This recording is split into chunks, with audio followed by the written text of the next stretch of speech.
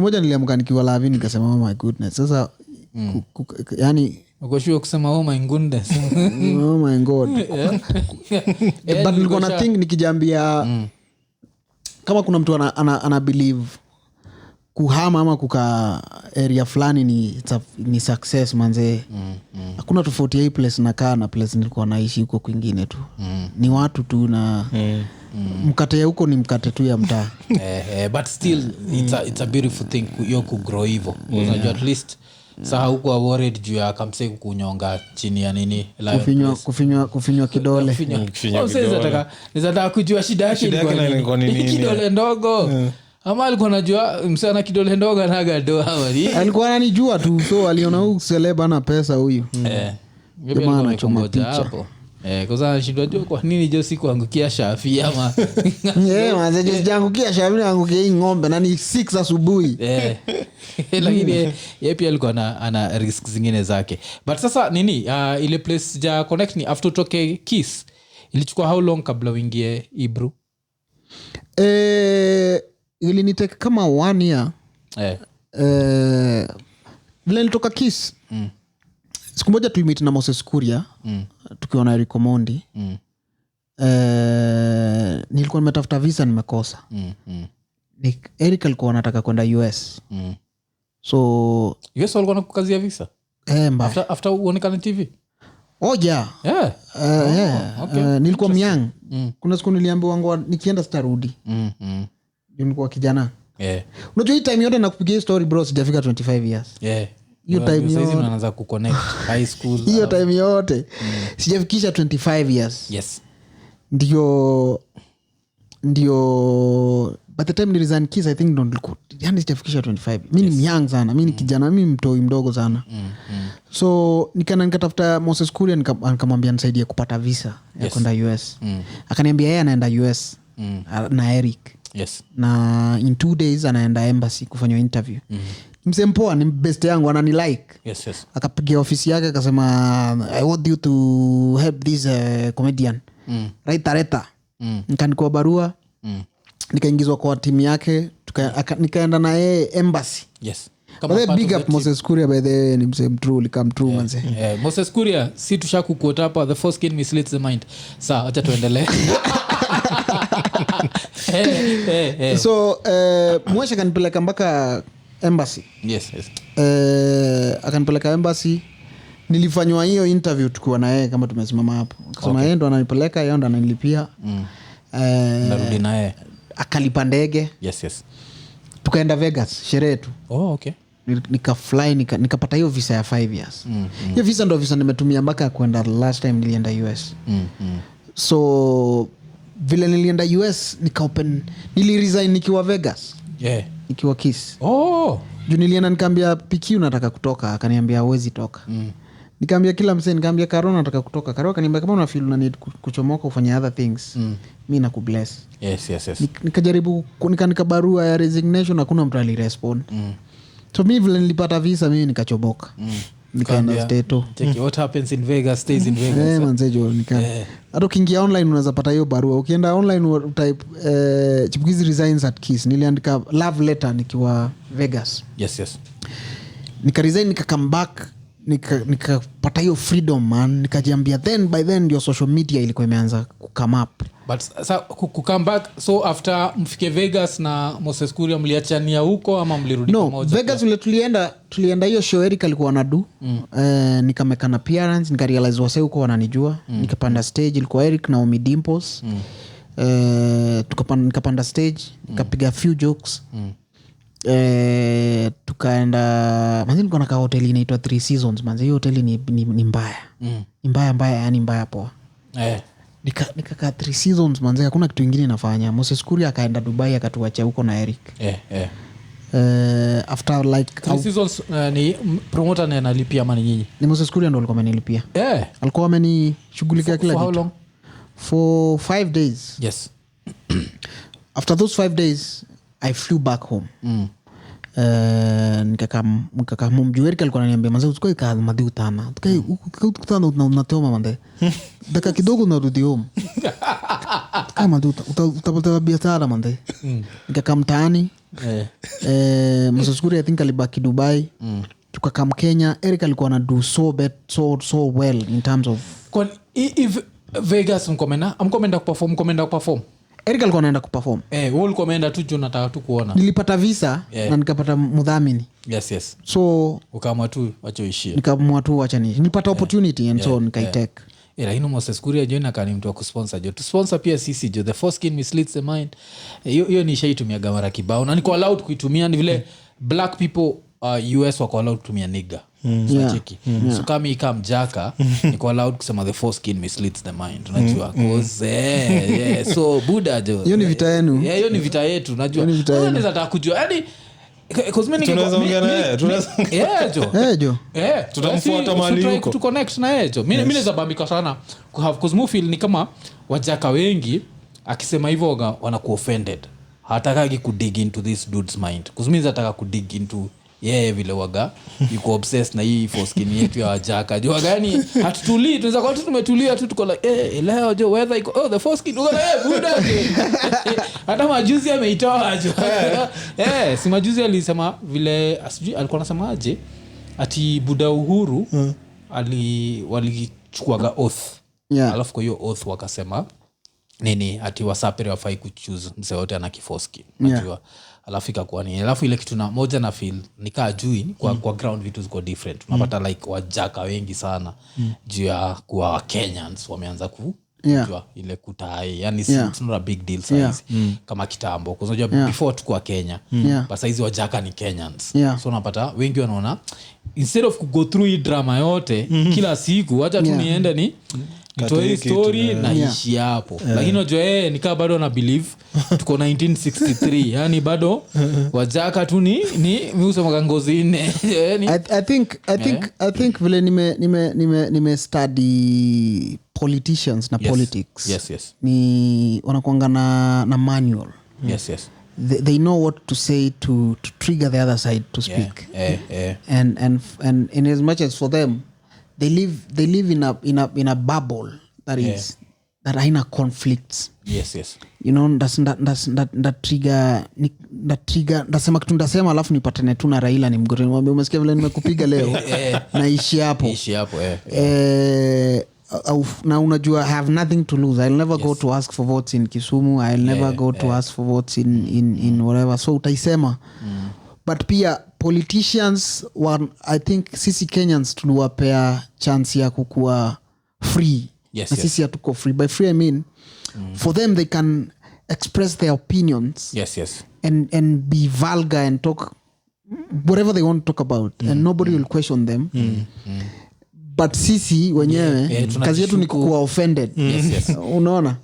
So nikiangalia Moseskuri anaonanga kama mzee yako na yani si hata sie peke yake wote wako hivyo wanasemanga unatuchezanga mind mzee atafungua roho yake aseme kitu anataka kusema.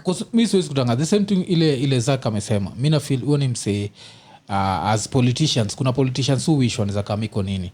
Moja wao ni Moseskuri mwingine ni Sonko. Na mimi na feelings kwa very funny show because we just trying to have fun. Moseskuri anaweza kama hapa na kama ataona hii najua atakam ndamwambia kama wazi jo hapo tunaweza furahi ndamwambia ni msem brilliant sana by the way huyo jamaa mimi itaga philosopher in the middle of the show tunampatia till now sponsor show piga sponsor hapo mzee alafu tunaendelea but hiyo nini yako ni interesting sana so umequit umekam Nairobi so kikam Nairobi unakam kudu because hiyo time hauko nenda Churchill ama bado nenda Churchill after nakumbuka nimekam kusoma after you will kurudi ninatoka majuu Vegas so now I had a plan now my idea was this is an opportunity for me to explore to travel the world to see what more I can do cause manze tulikuwa tunajulikana Kenya mzima manze hakuna kitu tulikuwa tujafanya nilikuwa nimeinterview the president nilikuwa nimefanya kazi almost all the counties nilikuwa nimekuwa MC kwa almost every corporate nimefanya hizo end of year party nilikuwa nimeendorse some of the biggest companies nimekuwa their brand ambassador nilikuwa bro nimeperform kwa baya yote yenye inashika. Yes. Ikuwe ni Nairobi, ikuwe ni Eldoret, ikuwe ni Mombasa, nilikuwa nimepiga show. Nilikuwa ni hakuna kitu sijafanya. So najiambia but na feel there is more to this thing than what I've done. Yes. So I was trying to find my space, also trying to build a brand of my own, to be on my own, to have my own space and have my own voice. So to be honest, I was blind, but I knew what I wanted to do because then your social media ilikuwa imeanza come up. So nikaanza kutafuta ndadu nini, so nikatengeneza kwa keja yangu kama hii. Nikatengeneza set.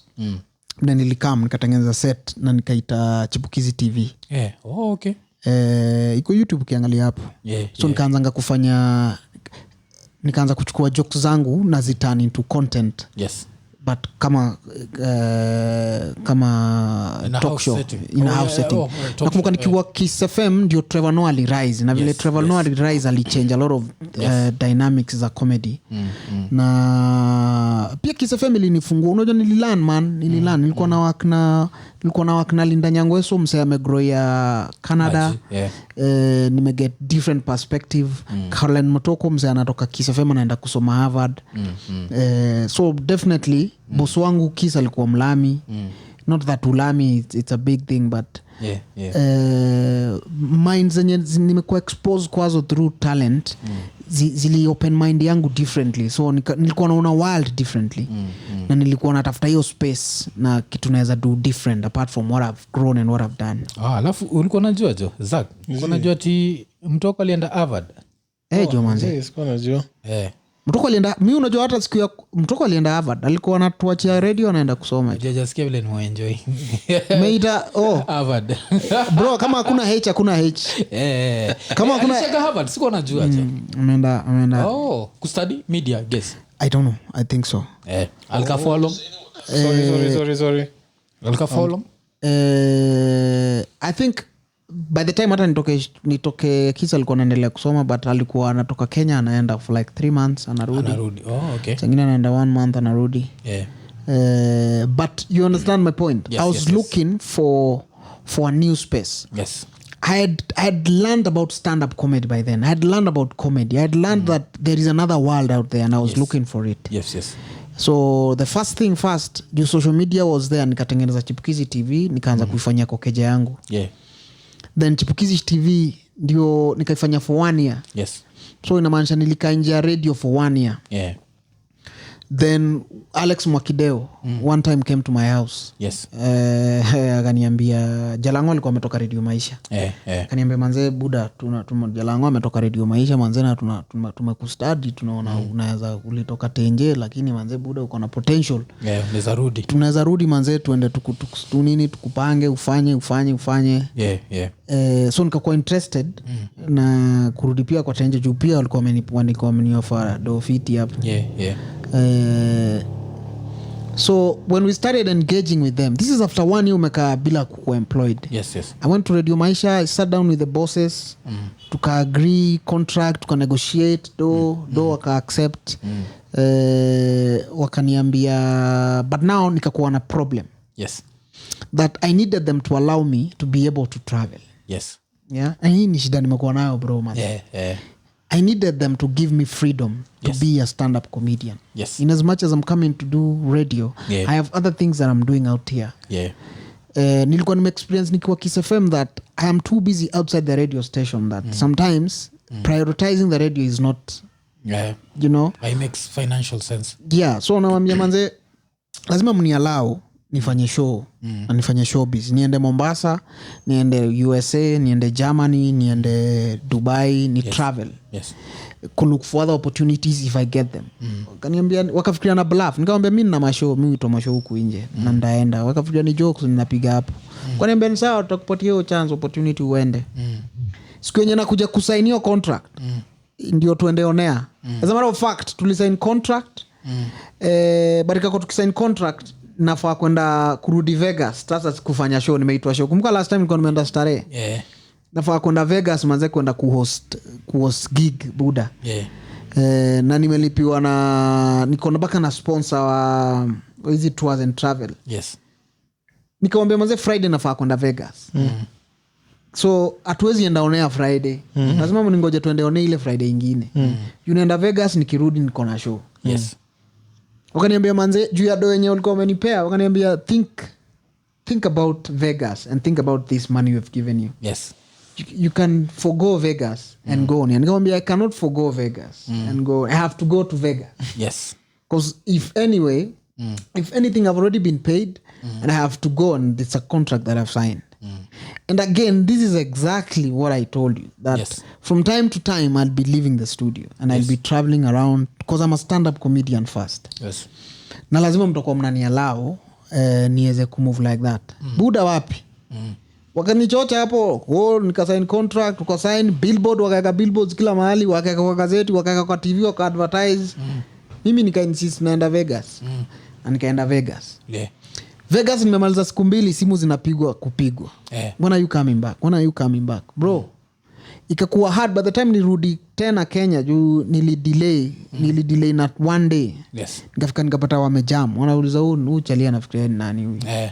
Nakumbuka manze niliingia kwa ofisi. Manze acha niseme tu manze na mdosi sitamtaja but ni best yangu. Niliingia kwa ofisi yake akanisomea sana. Akaniuliza who do I think akaniambia nisiwahi feel mimi ni important hata kidogo. Akaniambia manze buda kuna watu wengi sana. Kuna wasanii wengi sana wenye tunaweza pata. Na hiyo time kulikuwa na wasanii wengi. Na ni kweli. Saizi mtu hawezi kuambia hivyo saizi. Kuna wasanii wengi sana wenye tunaweza patia hiyo opportunity. Tunakupatia unaenda Vegas. Na acha niku advise kama mtu wangu kama kijana. Usiwahi cheza na opportunities manze. Hii pesa hizo vitu zote watu huambia watu. Na nikamwambia manze bro mliniita hapa for a reason. Na mkuniita hapa juu kukuwa na wasanii wengi. Yes. Mliniita hapa kukiwa bado na wasanii wengi. Yani pia ukabonga shonde mimi. Na kama hii job yetu haita work ni sawa tu man. Mi na appreciate. Na appreciate mlini consider man. But I'm sorry kama nimewakosea but wacheni nipambane na hali yangu huku nje manze. So it happens sikuenda onea. Okay. Sikuenda onea kabisa. So zile wakawestio do yote ya billboard. Wakawestio do yote ya billboard manze lakini contract manze ilikuwa tamu. Na you know. Yes. So then immediately nimetoka hapo nikaenda home nikifeel you know what it's fine. It's fine manze. Yes. If anything nilikuwa nimetoka kufanya hizi vitu za radio. Yes. Na comfort zone ndo nilikuwa na avoid. So nikasema mimi ndaendelea kudo tu content yangu ya Chipukeezy TV. Nikiendelea kujipanga. By that 1 year bro nilikuwa nimejipeleka. Nilikuwa nimetumia do zangu. Zenye nilikuwa na make nilikuwa nimetumia do nikaenda Rwanda kufanya comedy show. Nilikuwa nimeenda Uganda nikafanya comedy show. Nilikuwa nimeenda Tanzania nikafanya comedy show. Nilikuwa nimenetwork na comedians across East Africa. Nilikuwa already hapa Kenya nimeorganize ile East Africa comedy show. Using my own funds. So nikaangalia nikaona what I am doing in as much as inaniemesha saizi uko mbele itanilipa. Yes. And within like 2 weeks Ibru TV one of the ladies alikuwa na Tamima, you know Tamima? Tamima alikuwa anafanya job hapo KTN.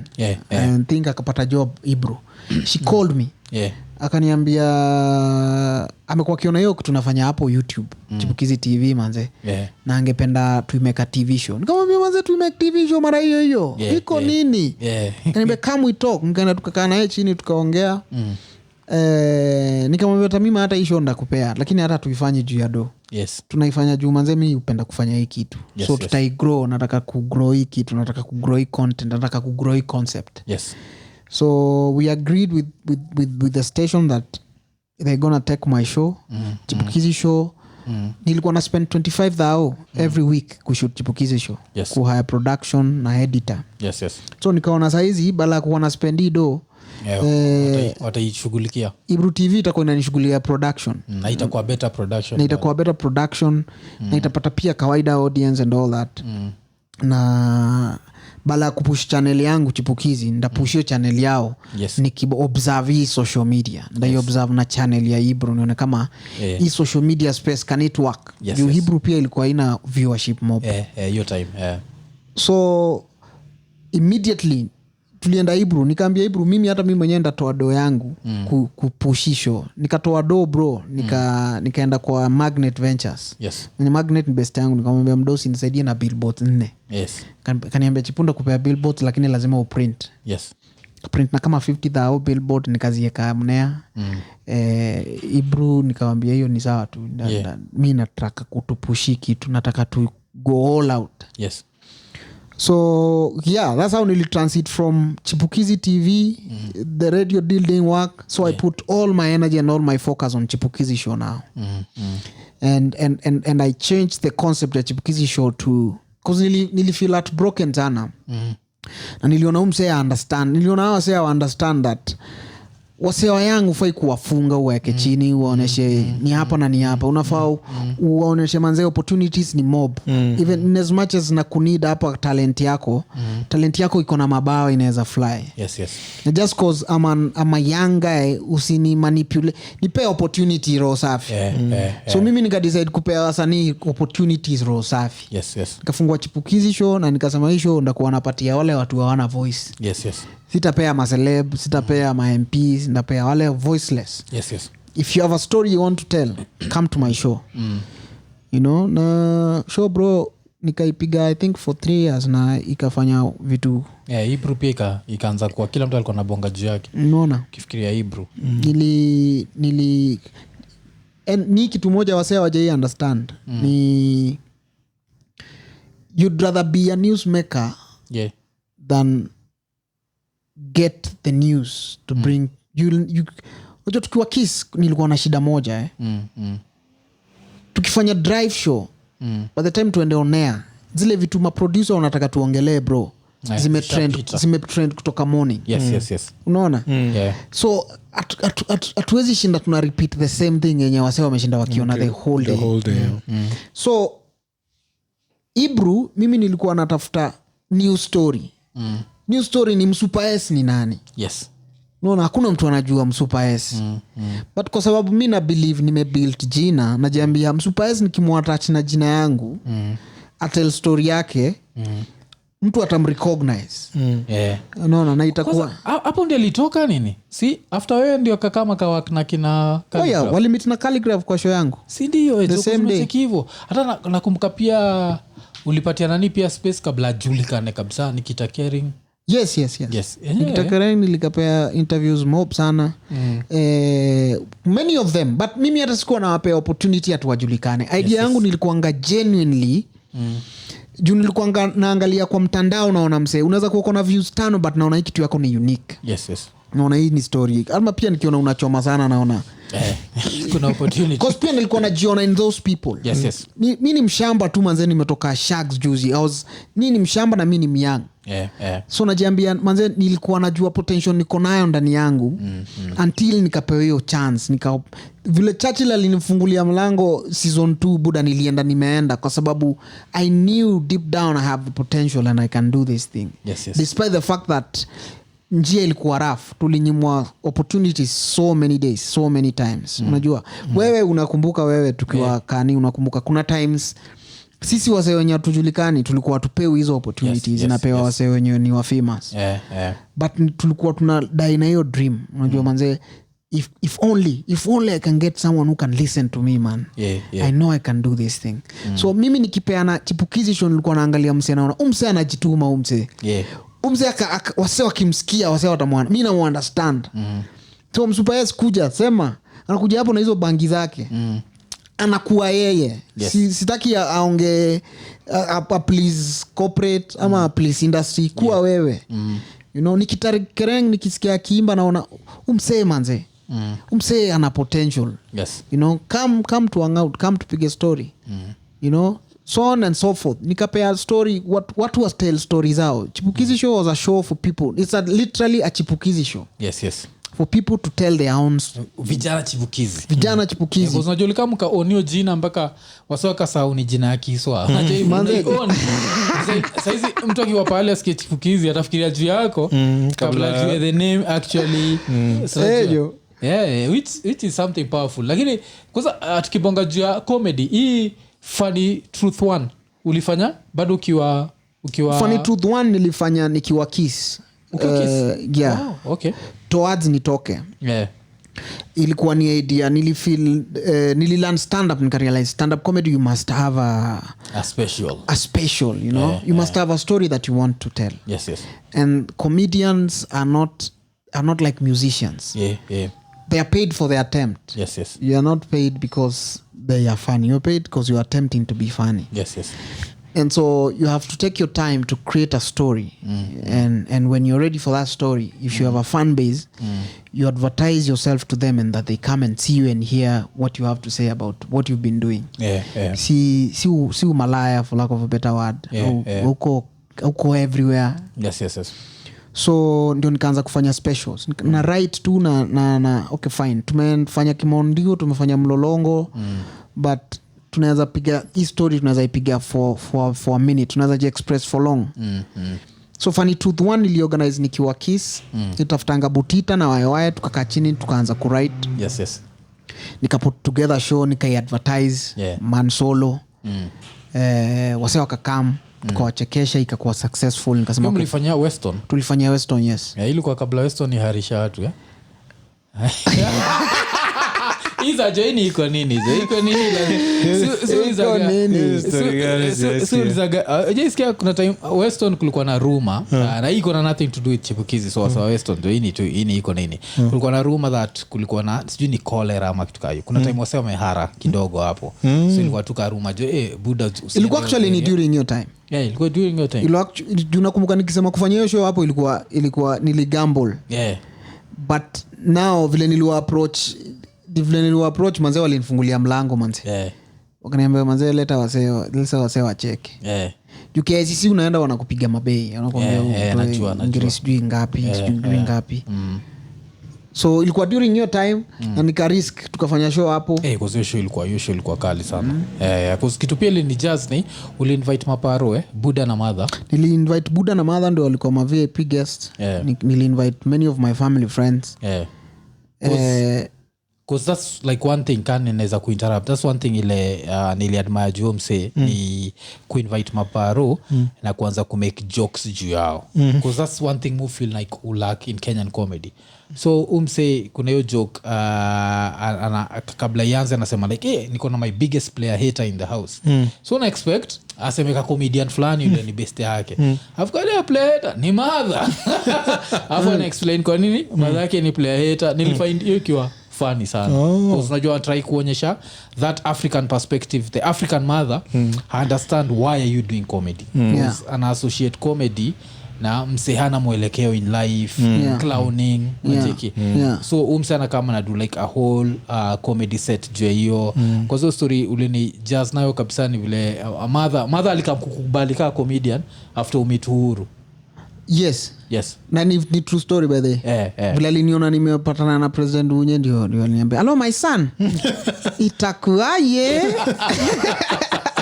Na kitambo alikuwa ananiambia ni nini hizo unasemanga? Ishakuwa nimekuona na his excellency. Manze nasemaje? Naka hii comedy iko na direction. Na story ya Unye ili hook you up na nani? Ili happen aje? Ndio kama Uhuru. Story ya Unye ni I normally say that it's a story of comedy. I was invited to perform to let me say it this way. One time tukiwa Kiss FM vile Uhuru alikuwa elected, ali-invite Caroline Motoko and the State House na kumwinterview. Yes. Alikuwa ameita news media houses mob. So Caroline Motoko yeye alidinda, alisema haezi enda kuona nyasi zikimea huko. Akaona kazi zingine za kufanya. Yes. So akawaambia I will send Chipukeezy and Linda. Nikasema Jesus. So mimi na Linda tukaingia kwa Obivan, tukaenda State House. So manze bro hata nikiingia hiyo station nikajiambia hata kuna hata mtu, yani ni watu wa kuhesabu Machakos County wenye wameingia hapa hii State House. Manze Buddha ilikuwa one of the best moments of my life. So mimi ni young manze, mimi nikakijana kadogo sana. tumeingia State House manze na State House manze buda. Obiva niko hapo na kina Jeff Koinange hapo. Wamezoea kukama hapo. Wamezoea kukama hapo. Unya akaanza kufanya interview.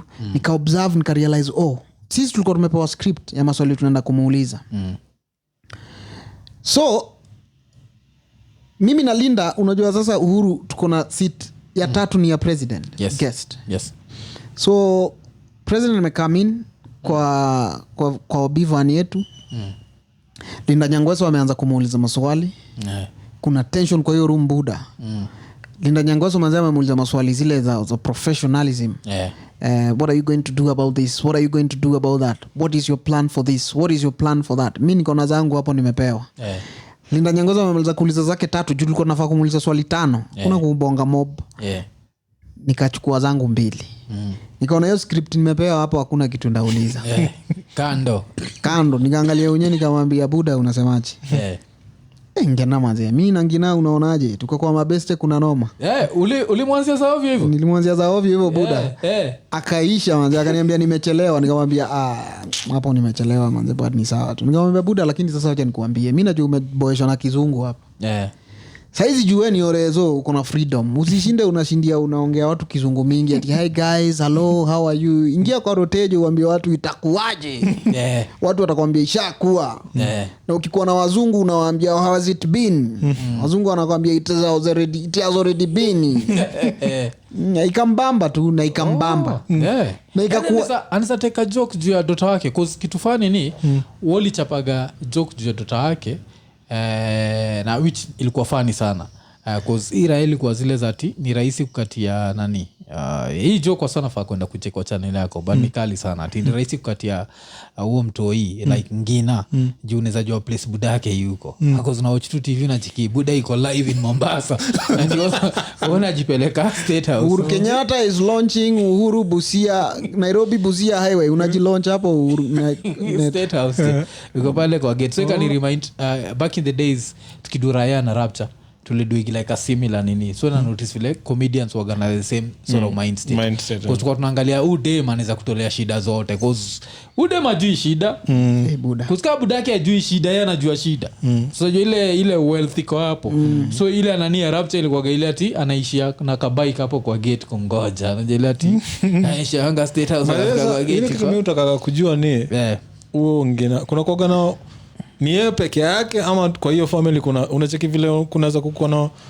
a family name ile kama ni demo machali kama mimi naitwa Zakayo because of my grandfather was Zakayo and there was somebody else called Zakayo inafuata hivyo hiyo ngina kuna kwa na wengine hivyo si ngina ni nini ule mama ngina ni jina yake kuna mama ngina yeye mwenyewe pia ni ngina huyo mother jina yake ni ngina yes ngina Kenyatta but anaitwa mama ngina kuna best yangu so grandkid sasa grandkid wake si ni mtoi wa Uhuru same name after grandmother yake sasa ningetaka kujua kama Uhuru wako na mabro wako na watoi wanaitwa pia ngina cause nakumbuka best yangu I think kwa hiyo familia yote hiyo jina ni kama alikuwa anachorea someone related to that family na alikuwa anaitwa ngina na alikuwa walk into the room it was different na mimi at that time nimetoka TZ like say nimetoka TZ but I didn't know so much about Kenyan politics by that time kwa nimetoka high school already ndio but sikuwa najua so much about Kenyan politics so sikuwa na pay attention but ile shop nakumbuka VRNB malikuwa tunaenda kubuy vinyl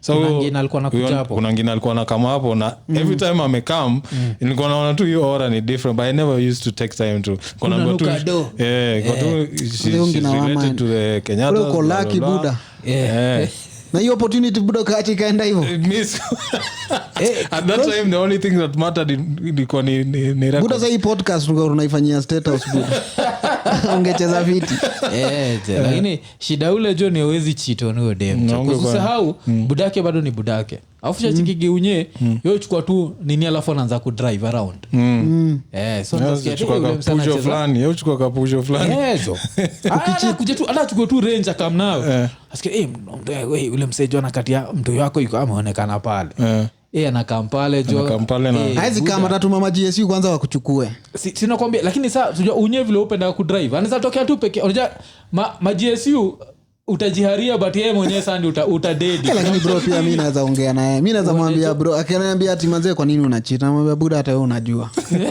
Hata wewe unajua vile kuko. Ndio yake hizi elewa. Alielewa kitu chochote lakini si yote. But hiyo nini ilikuwa fun sana. But yeah, unye when from that day. Yes.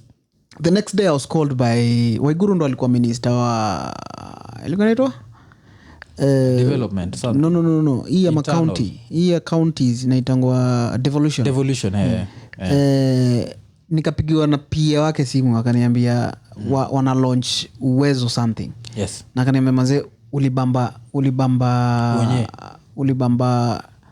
no niliitwa kwa hiyo launch. Yes. Then nilitoa kuperform after ni perform kama comedian tu nikakam stage. Yes. But before nipande stage majamaa security hapo wakaniambia wewe panda hapo stage na usiongee mambo ya familia. Utafinywa acha ujinga. Nikapanda stage nikapiga mstari zangu hapo za mlolongo mdosi akafurahi. Yes. Then after the show nikapigiwa na PA wa Waiguru akaniambia kuna function nyingine na vile mdosi amebambika feedback wameget kutoka kwa boss ni I'm very funny. Yes. So wana need for the next gig. So since that day niliperform hiyo jamaa 7 times. Unye? Yes. Gig after gig after gig after gig. So from Nimu Interview Radio, ni kama tulicreate relationship ya through comedy. Tulikuwa tunapatana na Unye kwa mic tu. Anakam kwa show anapata mimi ndio entertainer wake kwa sababu I think people around him walikuwa wali notice unafanya na cheka. So nikamperform bro relationship yangu na Umza imekuanga ni huyu jamaa ni mfani. Huyu jamaa hata nikitokeanga akiniona anga anafanyanga tu zile za fala sasa ameleta ufala hapa you know. So I think hata more than 10 times nimeperform huyu jamaa. Mimi hata na lazima tukuulize do ya taxpayers ulikuwa unalipwa ngapi? Do yetu manze ilikuwa ngapi pa show? Ilikuwa do yenu manze ilikuwa inaingia fiti. Most of the time hata nikimit na huyu jamaa sikuwa nalipo. Lakini so shows ukitwa kayo ya Uwezo lazima ukuchotee. So mbili. Unapewa so mbili yako. Alafu mara 7 hiyo si mbaya. Hiyo si mbaya. So mbili yako unaenda una enjoy. Alafu of course inakam na opportunities zingine. Niko sure pia kuna opportunities zili come from hiyo kwa tu kwa hiyo circle tu ya. I think ndio nilijipata hata niko kwa gava. Na kaada sasa. Kwa sababu the people around him saw me, the people who decide for him, the people who run the government, the people who give those appointments. You know,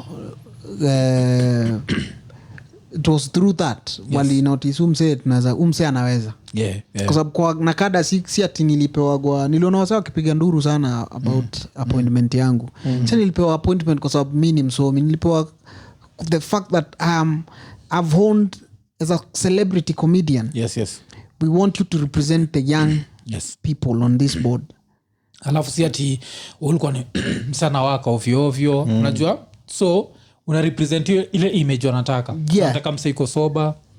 I think walikuwa wanataka pia mse outspoken kwa sababu mi kwa maisha yangu yote tu unasikia vile nimeongea mob hapa bonga tu bonga nimejoke about the most sensitive things. You know, starting with that the family. Nimejoke about when there was tension in 207. I was joking. Your joke ilikuwa funny sana. Alafu ni one of the things ile nilikuwa gana shida na like stand up comedy ya Kenya. Nilikuwa gana shida na stand up comedy ya Kenya that when issue is sensitive hakuna mtu anataka kubonga juu yake. Till in Ninja ilichapa joke juu ya ati vitu Raila amepitia. Alafu kaingiza 2007 hapo. Hiyo shit ni funny. Because anabonga juu ya vile ati kura ziko zina countiwa. Sasa ati kura zina countiwa sasa kwa Raila Kibaki. Raila Kibaki. Alafu ati stima ika lost. After stima ika lost Why? Hakuna wasa kwa ready kumake your joke. And to me, muaga, if a comedian can't make that joke, then who can? Because comedians wanafaa kuweza kubonga about everything that everyone else is afraid to talk about. So joke mi nilifind kiwa funny sana. Alafu nini, unajua impression yako ya Rao ni kali. Watu washaikwambia baba umsagidu Wadu Raila perfect. Yani niseme ati msana angalia hivi na yeye anadu rao una nasema kwamba Raila unajua anaweza ongea for 1 minute na usikia anasema nini. Nasema kwamba tukiongea tukaenda unajua walieka macho yake nini. Raila you know is the only politician anaweza promise watu kwa rally vitu waziko. Wamama oye, nasema wamama wote wakitoka hapa kitendawili. Wamama wafanywe nini baba wakitoka hapa? Wetikia ni vile ni perfect cause wase wengi utry kuifanya lakini uipati unapata perfect. Hapo nikimata nili. Lakini baba unibamba. Baba unajua by the way bro is the only politician in Kenya. Anakuanga na affiliation na kila tribe. Anaenda huko Mombasa anasema wajua mimi ni Mswahili. Tangu siku za kitambo nilikuwa nakuja huku na baba yangu. Anaenda huko anakuja kwetu akikuja Ukambani au Tutusi. Mimi baba mimi ni Mkamba. Nikiwa kijana mdogo nilikuwa nimekaukiwa.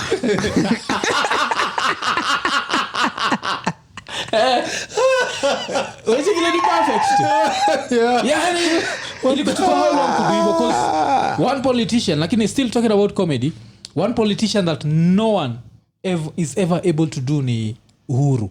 Sijui kwa nini sauti ya Uhuru wagana nini ile sauti yake ni hakuna mtu anaweza kudu Uhuru. Like ati anza kubonga ka Uhuru mpaka ufikirie ni Uhuru.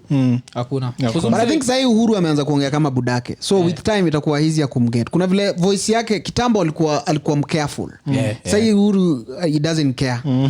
Amekuwa corporate sana for a while. So saizi ameanza kuongea kama budake. Ukimsikia vizuri tuongojea ndugu zanguni. Ndugu zanguni ninasema ya kwamba hawa watu unaona ameanza inaanza kulegea. So tutampata tu. Kwa zile time za Nibamba ni ile time ile budake aliishia Kisumu 1969. Ushasikia gele. Alipiga wazee maworido. Vile wajaka George kwa nini kwenda huko. Kasikia kumama zenyu. Hakucheka na sisi je. Na mimi nataka mzee lakini mimi alikuwa kama kuna msemo mmoja niligrow up. Nikiidolize ni Kenyatta mwenyewe.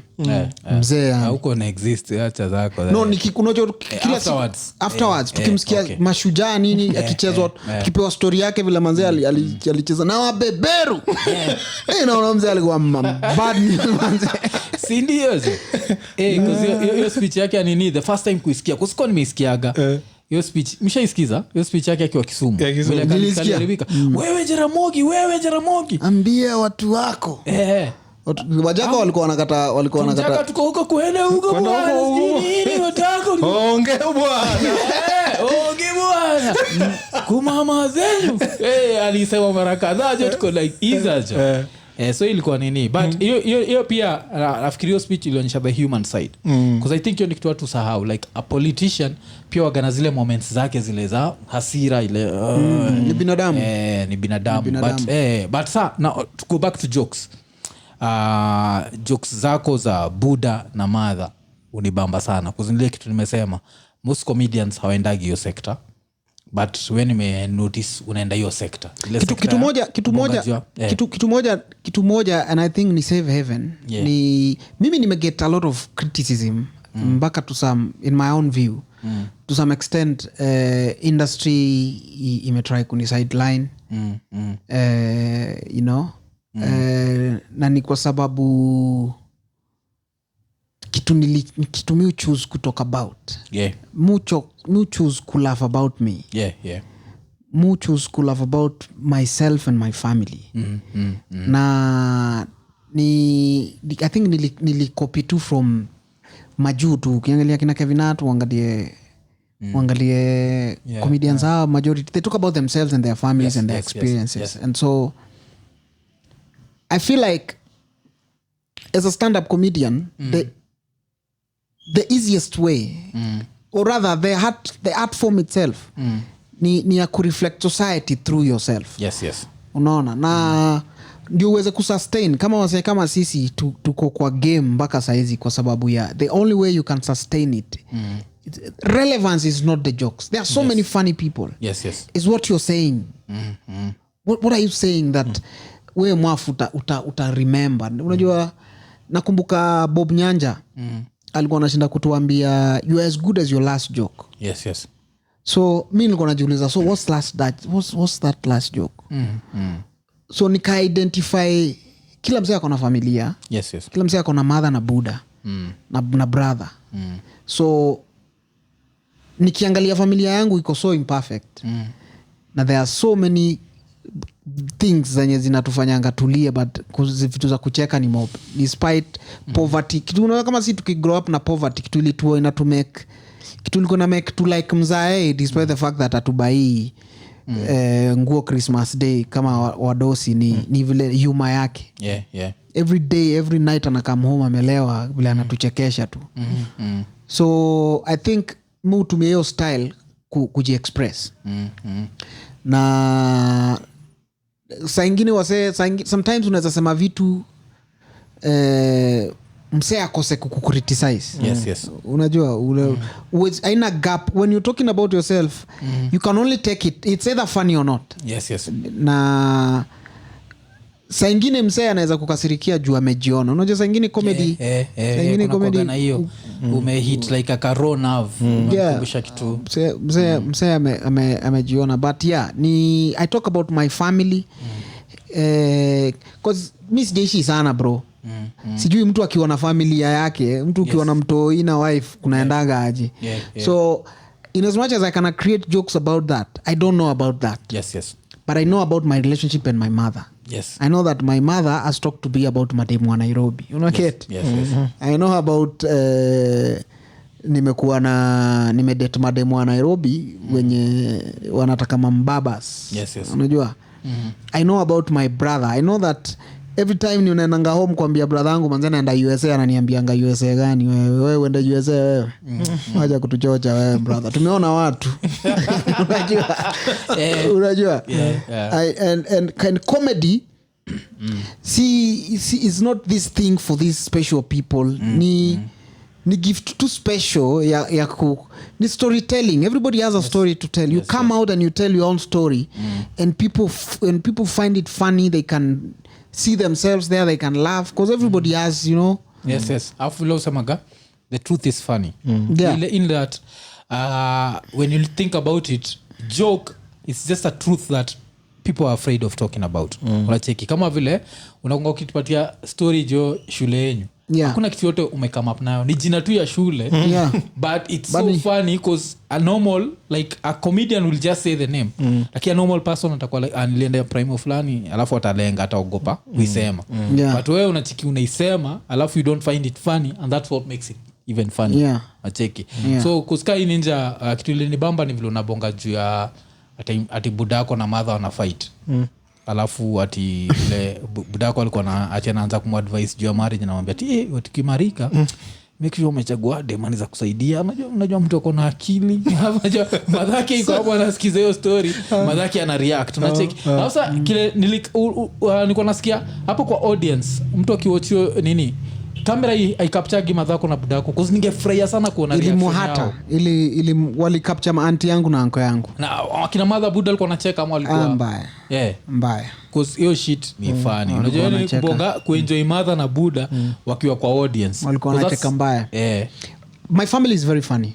That's the other thing. My mom, she's one of the funniest people. She's never serious. My dad too, budangu yani ni msee wa jokes yani. So I think kitu hata unipea freedom ya kubonga vitu kama hizo ni hivyo tu ndo wametugroishwa tu. You know, budangu ni yule msee wa hizi madhe akipita na mtabani. Nasema tucheze chini. Musema budangu ni mfani yani. Budangu unajua alikuwa na make poverty ikae kitu cool yani.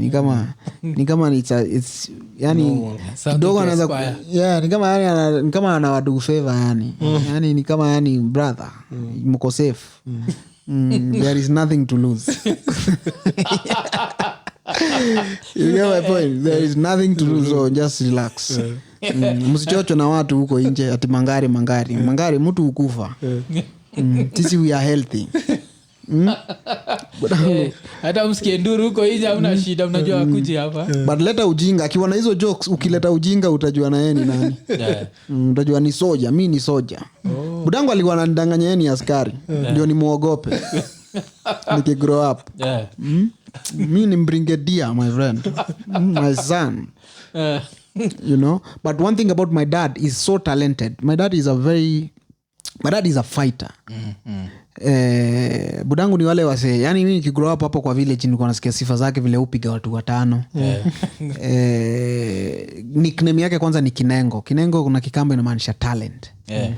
Ball, alikuwa anapiga ball futa. Yani story mwa tu. Alikuwa akienda kwa goalkeeper kushika goalkeeper. Yeye ni top. Akimpea cheza namba 9, yeye ni top. Hapo kwa hiyo game anakanyaga kila mtu, ni mrafu. Ukileta ujinga unataka kufight naye na kuvuruga. But sasa akikam kwa keja ndio afitin, ndio atule, ndio asilete hiyo umarui, anakuwa sasa anamweza kukua joka. Anachekesha madhe, anatuchekesha. But unajua ukimess kidogo akikushika.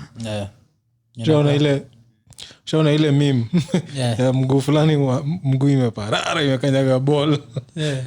Huo ni mzae. Eti nyie ndani mbele ni achieni defense. Njoo na mimi tukiwatoi. Ule mzee alikuwa mrafu tu kabisa, ndio alikuwa anasema yeye mwachieni tu defense, nyie ndani mbele mkafunge mabao. So kijana unapita na yeye. Huo ni mzae. Okay, hiyo ni nini? Alafu sasa tukibonga still jua comedy yako. Acheki ilikuwa like the past like late last year ama from mid last year umeka US for very long, yeah? Oh yeah. Ulienda US when last year? Nilienda US was it September? Yeah. Yes, mid September. Nikarudi Feb. Ukishia ulikuwa naisha ni tour ama ulikuwa naisha tu ma visiting alafu kama kudu? Unajua kitu ilihappen ni vile COVID ilikam. Nilikuwa nafanya Chipukeezy show TV47. So vile COVID ilikam, TV47 walilia COVID imeharibu biashara. So hakuna do. Also vile ulitoka Ibru ulienda TV47. Oh yeah, but ni kitu moja mimi regret na kupigia story baadaye. It's the biggest regret of my career. Happens. But you know, we stopped the show prematurely. Yes. During COVID. Yes. And so I was nilika hapo hiyo Lavington for 6 months doing nothing. Literally doing nothing, bro. Yani unajua COVID tulikuwa tumefungiwa kwa keja, hakuna kitu tulikuwa nafanya. So nilikafikiria sana about life. Nika reflect manze, ni grandfather wangu alikuwa amepass. Hiyo Chipukeezy show nilikuwa nimedu for so, you know, nilikuwa nimeona matunda yake. Yani nilikuwa najiambia, nilikuwa kwa place na need what's next. Tunaenda wapi manze na hii life. Hiyo time yangu ya nakada ilikuwa inaisha. So najiambia, do I need to keep on working in government? Yes. What do I really want to do moving forward? And nikatoka Nairobi kidogo nikaenda Shags. Sasa nikiwa Shags nikireflect tu nikarealize manze na need to get back kufanya comedy. Yes. Na need kufanya stand up comedy. Na need, there is more to this game than what I've done. Yes. Na kichwa yangu ilikuwa inagonga tu internationally. Ilikuwa najiambia now I've done radio, I've done TV as a stand up, I've done TV as a host. I've used my fame with government to try and do something positive for the society. Now what I need to do is I need to tell that story to an international audience. I need to find my space. I need to have my own voice in this big universe. I need to find a way that I can be able to have a space, bro. Just like I left the village and came to Nairobi and told my story. I need now to be able to do the same on an international market. Because nilifanya research and realize hakuna stand-up comedian wa Africa Trevor Noah is doing well and all that, but nikarealize stand-up comedy Africa is not glorified out there. Na ukiangalia place kama Mlolongo, stories za Mlolongo zikipigwa na Chipukeezy through comedy, you see Mlolongo differently. And you can relate with Mlolongo differently. And so the same way with Africa, that they need, I saw a gap, bro, that there is a need for African comedians to go out there, not to wait here, to go out there and tell the African stories in a comical way so that the world can stop telling our stories. And nikaangalia nikaona manzejo ni ngumu, ni ngumu hii shit ni kibarua jo. But nikajiambia, nikakumbuka hizo moments za Carnival, nikakumbuka the humble beginnings, nikajiambia it doesn't matter how big you've grown or how famous you've been, whatever you've become, you can always start something new.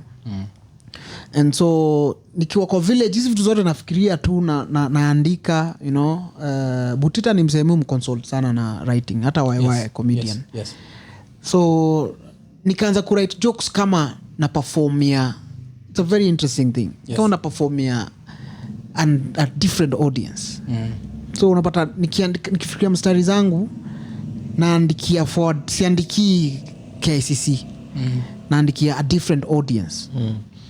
So nikaanza kuongea Cat Williams, nikamuongelesha. Ukiwa Kenya bado? Niko Kenya bado. Alini follow one time. So vile alini follow, nikaona sana ni follow manze. Alikufollow? Joke gani? Niko sure kuna joke fulani. I don't know why he followed me, but one time he followed me. If he followed me, no, nilimuongelesha kwa DM first. And then akanifollow. Nilimuongelesha nikamwambia kitu nimekwambia. Nikamwambia mazejo, mimi ni mtop mbaya. Mimi ni top, hakuna mtu top kama mimi. Na afa kiona pia followers wana millions. Mimi ni top comedian in Kenya. And I've done this and that. I have a school that I'm building. I've built a school through comedy. I work for the government. We do this and that. And I'm really looking for an opportunity to live here and come there and try and see how I can branch out. And if I can get an opportunity from you, I'll appreciate. Naka respond manze. Akaniambia hivi, akanipiga ngota. So vile alirespond na akanifollow. It was a sign, bro. That wow, kitu inaweza happen. Kitu inaweza happen. Kitu iko mbali. So nikaendelea kuwrite. Then nikiwa huko kuna show tulikuwa tumefanya London, Indigo. Na some Nigerian comedian. Huo comedian alikuwa anafanya tour. Akareach out akaniambia, manze nafanya tour Chipukeezy, COVID imeisha. I know Kenyans, you are not doing anything. So if you have a visa, you can come to the States and we can tour together. The tour ilikuwa basically ana target West Africans na Americans and all that.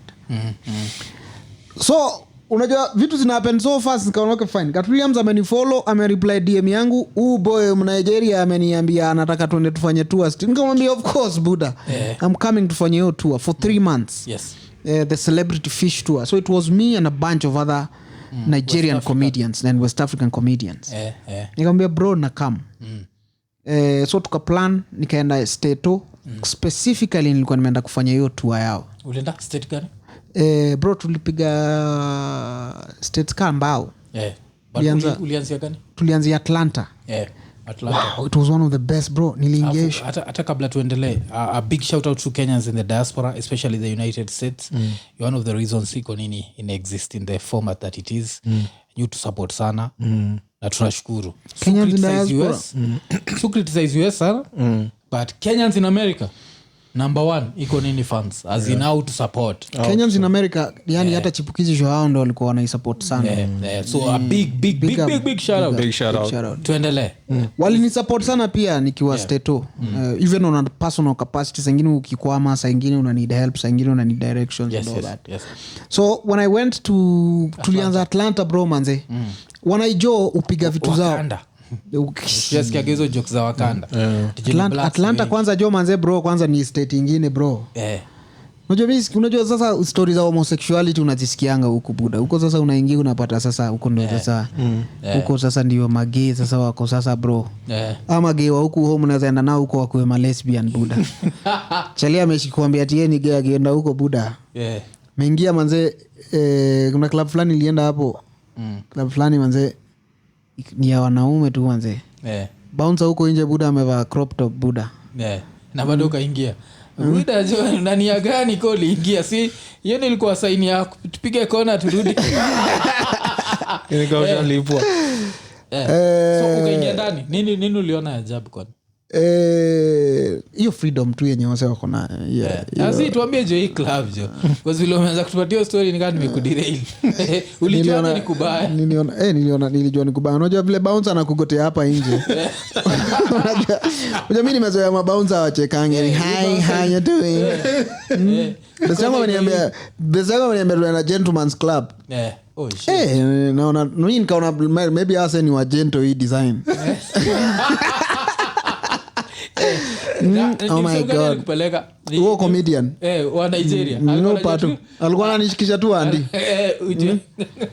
mwingia manze huko ndani manze buda naona wasee manze wako close wako friendly sana oh my god man wananigotea hapo nikamwambia bro ni time ya kuchomoka I have a motto forward ever backwards never but then me I don't have a problem with homosexuality I normally say that as long as you're not doing me just do you bro just pagia mambo yako but man tukaenda Atlanta Nigerians the way they do show business they do it seriously